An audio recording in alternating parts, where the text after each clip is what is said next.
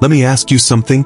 Have you ever found yourself wide awake at 1 a.m., scrolling through old photos on your iPad, thinking, why am I not tired yet? Or maybe you knock out right after Jeopardy and wake up at 2 a.m. sharp, wondering whether it's morning or a time warp. Well, if you're over 70, your sleep schedule might not just be a little quirky, it could be affecting your memory, your heart, and even your risk of falling.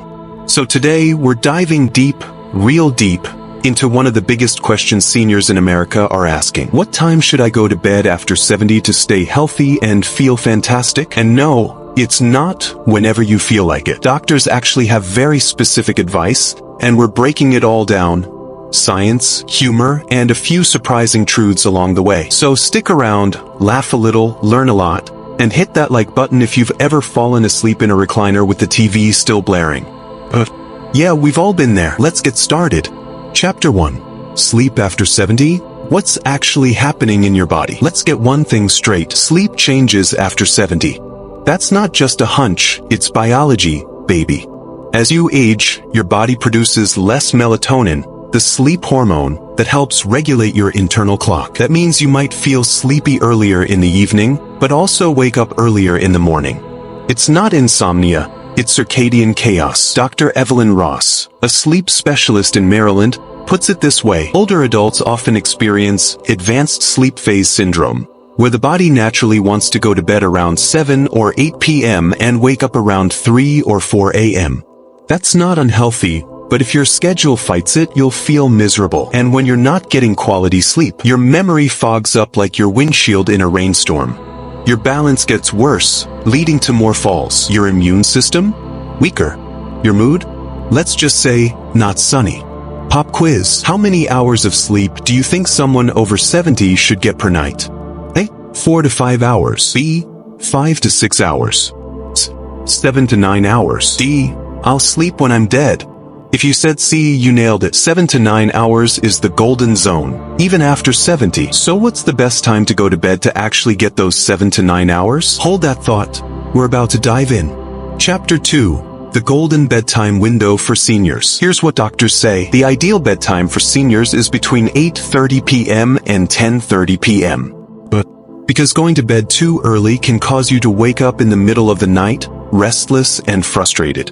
But going to bed too late, like midnight or later, messes with your circadian rhythm and increases the risk of chronic conditions. Dr. Alan Ruiz, a geriatrician in California, says the best bedtime isn't about when you're tired, it's about syncing with your body's natural rhythm. For most people over 70, that sweet spot is between 9 and 10 p.m.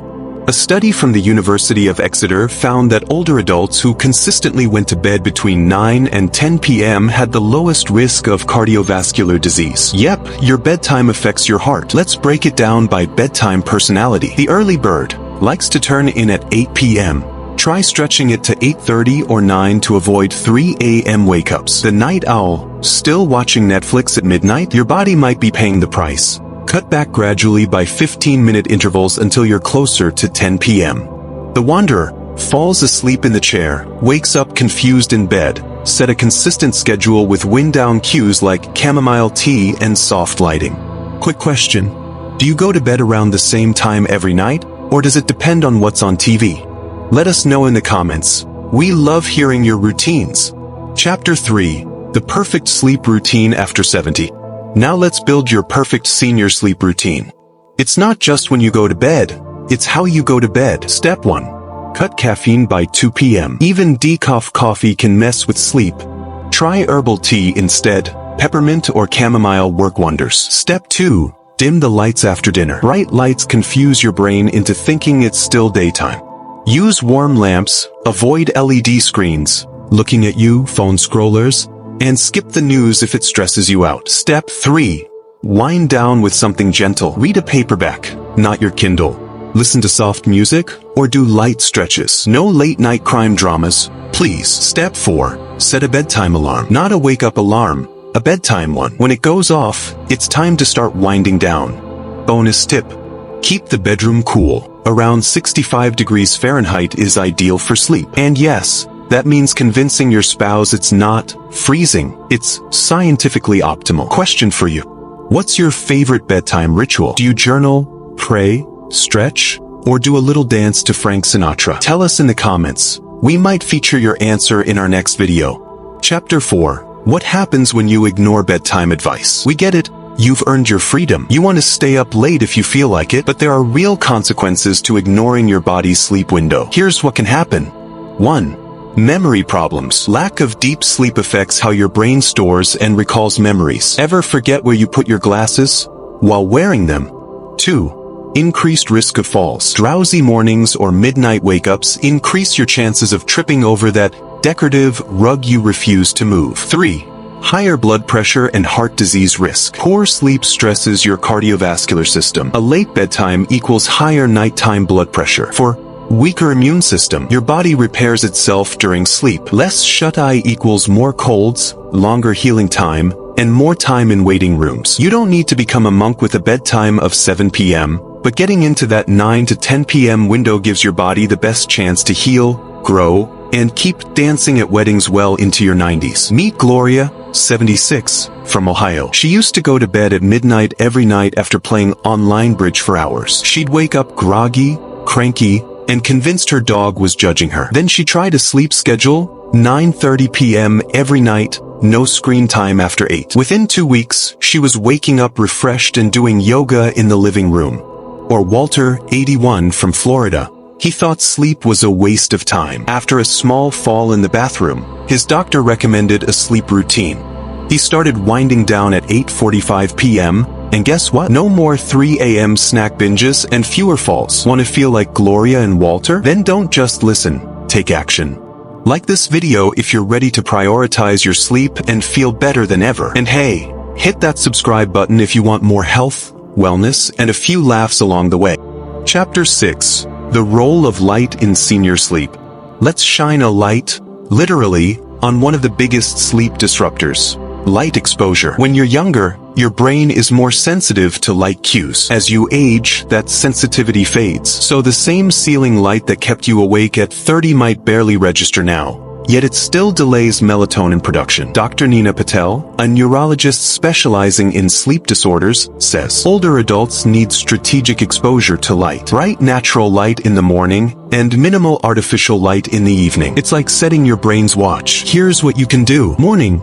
Open your blinds ASAP. Sit by a window while sipping coffee. Bonus points if you go outside for a short walk. Evening. Use dim, warm-colored bulbs after sunset. And yes, you might need to say goodbye to that bright LED bathroom light. Question for you. Do you get outside in the morning, or are you more of a coffee in the recliner type? Let us know. Your habits matter more than you think.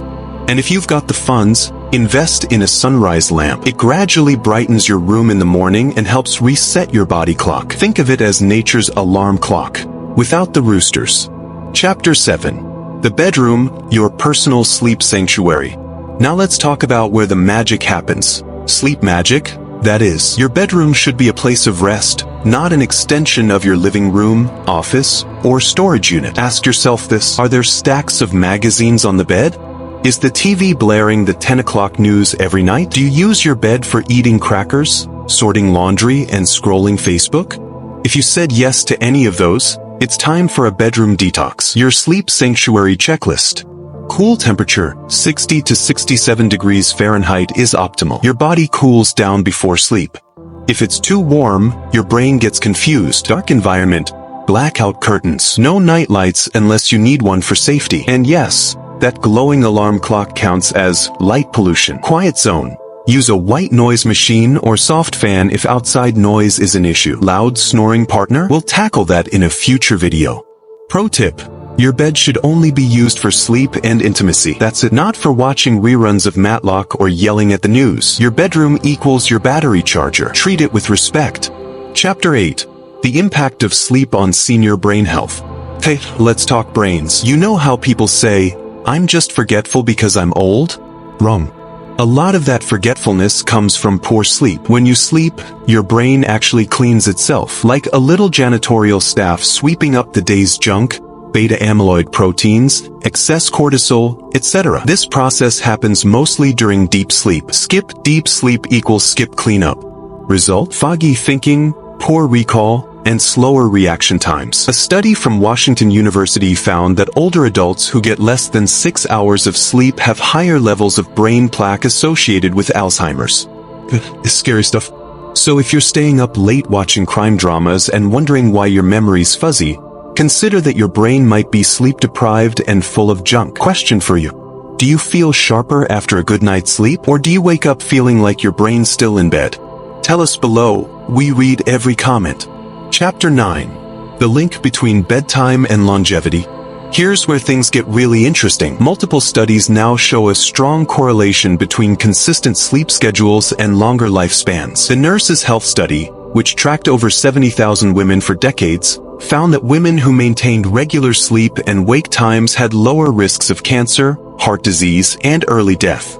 And guess what? The optimal bedtime range for these longevity warriors? Between 9 p.m. and 10:30 p.m. Same as what we've been preaching. When you go to bed too late or constantly shift your bedtime, your body can't regulate inflammation, hormones, or metabolism properly. Dr. Michael Nguyen, a sleep researcher from Stanford, says, think of sleep like a maintenance window for your operating system. If you keep skipping updates, everything starts to glitch. Your metabolism, immune system, and even your mood. So no, it's not just about feeling rested. It's about living longer, feeling stronger, and showing up for your grandkids, garden, or golden retriever with full energy. Chapter 10. Sleep, weight gain, and cravings after 70. Here's something nobody talks about enough. Your sleep schedule affects your waistline. When you don't get enough quality sleep, your body produces more ghrelin, the hunger hormone, and less leptin, the I'm full hormone. Translation? You get the munchies, especially for sugar, carbs, and snacks you know you shouldn't have. Ever wake up after a bad night's sleep craving cinnamon rolls and potato chips? That's not weakness, it's hormones. Poor sleep also slows your metabolism, increases fat storage, and causes insulin resistance, especially in people over 65. A study published in the Journal of Aging and Health found that adults over 70 who slept less than 6 hours a night gained more weight over 5 years than those who slept 7 to 8 hours consistently. So if you're trying to manage your weight, you need to manage your bedtime. Period. Pro tip: if you get nighttime cravings, try brushing your teeth right after dinner. It's a mental full stop signal to your brain. Question for you.